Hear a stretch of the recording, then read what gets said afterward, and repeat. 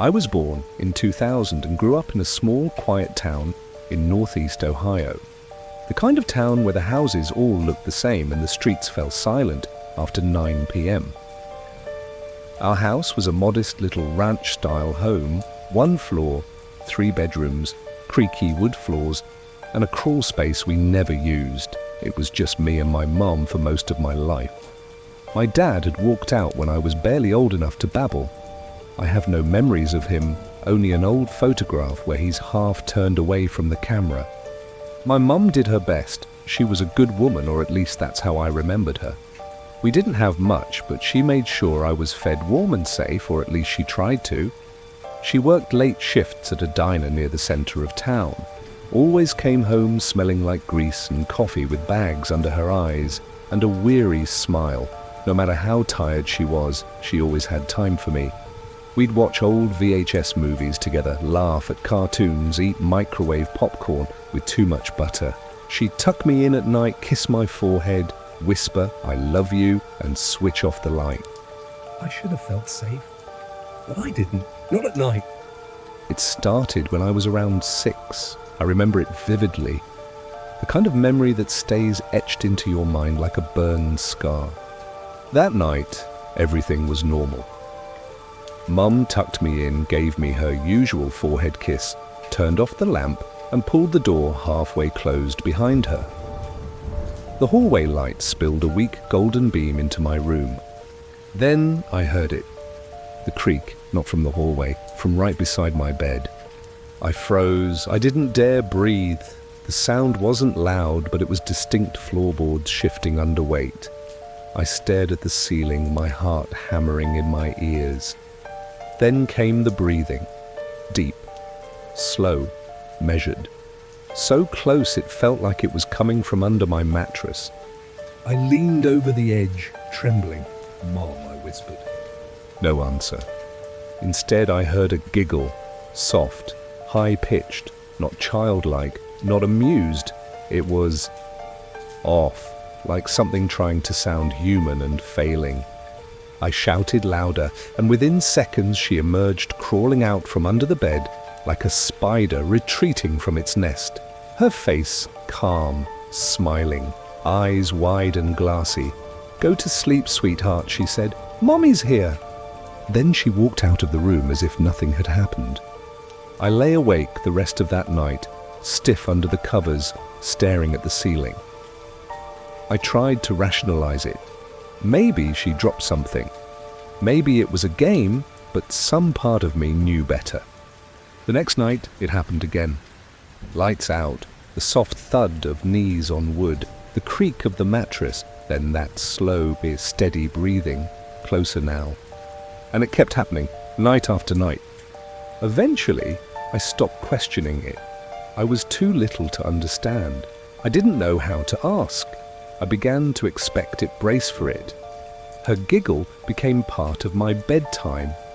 And the worst part, it wasn't always scary. Sometimes it was calming, familiar. That scared me more than anything.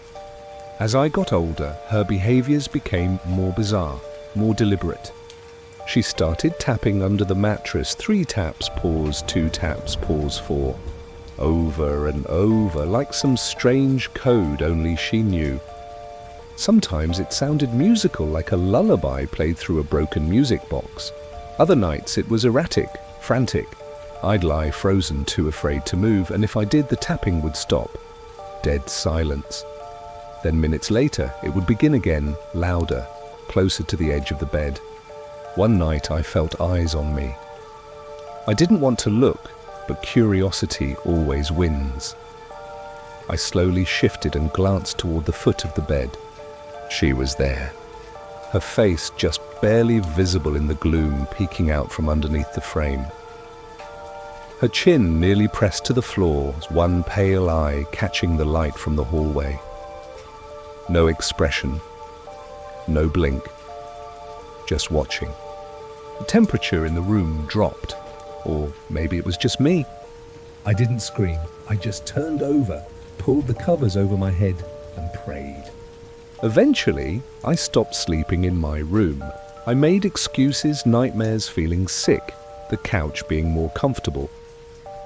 Some nights she'd let it go, others she'd follow me. I'd wake up on the couch and see her standing at the hallway entrance, half in shadow. She wouldn't say anything, just tilt her head, smile, then walk away. And then came the whispers. I began to hear her murmuring under the bed at night. Not to me, to someone or something else. The words were impossible to understand, not quite English. Sometimes they sounded like names, other times like humming. Once I heard her say something that chilled my bones. He doesn't see yet, but they do, they always do. What did that mean? I never asked. During the day, she was normal again. Always kind, always smiling, making pancakes, folding laundry, brushing my hair with such tenderness, it made me question my own sanity. How could the same person who whispered nonsense in the dark cradle me in the morning and ask if I wanted apple slices? I tried once to bring it up. I was about 10. I remember sitting at the kitchen table, my cereal turning soggy. Mum, I said carefully, why do you sleep under my bed? She blinked, then gave me a smile so warm it almost melted the fear out of me. Oh, honey, she said, you must be having silly dreams. I'd never do something like that. But that night the tapping was so loud I thought it would split my skull. My name, my full name, was whispered over and over, like a mantra. I stopped checking under the bed. I didn't want to know anymore. I didn't want to see her face peeking out. I didn't want to catch a glimpse of her fingernails scratching symbols into the wood floor. Yes, she did that too. When I turned 11, she gave me a lock for my bedroom door. Told me I was old enough now. I didn't question it. I installed it that same night and locked the door tight. I still heard the noises sometimes, the taps, the whispers, but they stayed on the other side of the door. She never entered again. The air in the house got heavier after that, like it was holding its breath. Sometimes I'd wake in the middle of the night and find her crouching outside my door, forehead resting on the wood, mumbling. I never opened it. I couldn't. And then just like that, it stopped. No more tapping, no more breathing, no more whispers. But the damage was done. I moved out as soon as I could, went to college, 3 states away. I didn't come home often. When I did, she seemed smaller, quieter. A shell of the woman who used to hum and smile.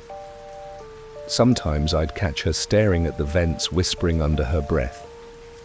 She always said she was praying. She got sick when I was 23. Stage 4, cancer. It came fast and hollowed her out.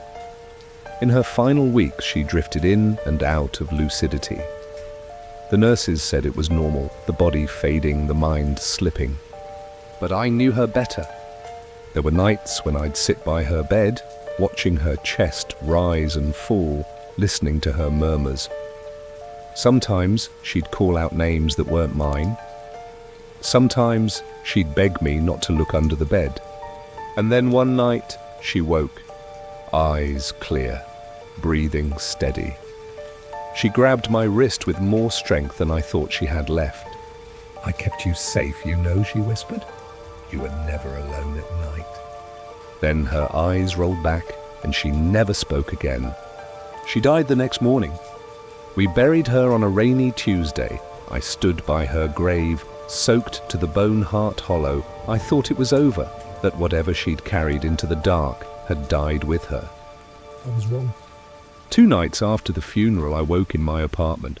The room was cold. Still, my door was open. And from underneath my bed came 3 taps, then 2, then 4.